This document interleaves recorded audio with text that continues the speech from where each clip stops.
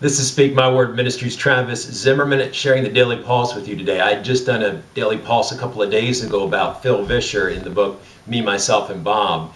And, I'm always amazed at God's timing. I always say, God, just don't be subtle with me. Just hit me up the head with a 2x4, just so I know, I know I'm paying attention, because I'm not a subtle guy, and God does. God certainly works in subtleties, but for me, He's very. And my accountability partner, Jay Riddle, we've oftentimes joke it just takes a good crack over our thick skulls to get it in there. So again, I had done a devotional on Phil Vischer from Big Ideas, formerly of. And then in World Magazine, when you know that Phil Vischer also printed one out, they did an article on Jellyfish Labs, which is Phil Vischer's next venture, and it's called "It's Not About the Dream." It's not about the dream. And it's similar to the book, but there was a new part here I wanted to share with you. And again, this is Phil Vischer's insight given to him from God. No credit in that. And he's talking about his vision that he had. This is actually out of Proverbs 29:18.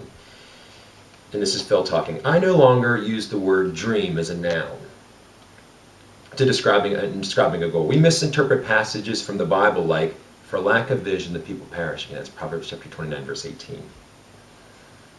From that we run off and go, oh, we've got to have vision. We've got to have dreams.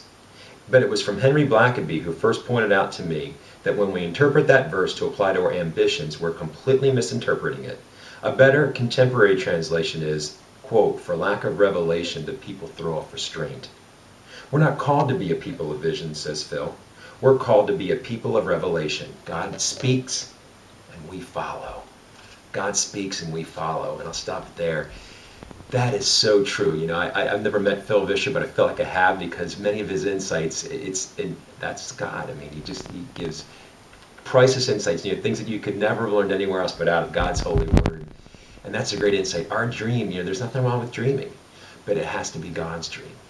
And like Phil says in the article, the only thing you grab on tightly is God. The rest, your dreams, your vision, anything in this life, you hold with an open hand. Because God takes and God gives. He takes away. In Job chapter 1, verses 20 to 21. The Lord gave and the Lord received. May the name of the Lord be praised. And again, a variation on that. So thank you, Phil Vischer, for that insight. Dream of Jesus and your dream will come true, Father. Amen and amen.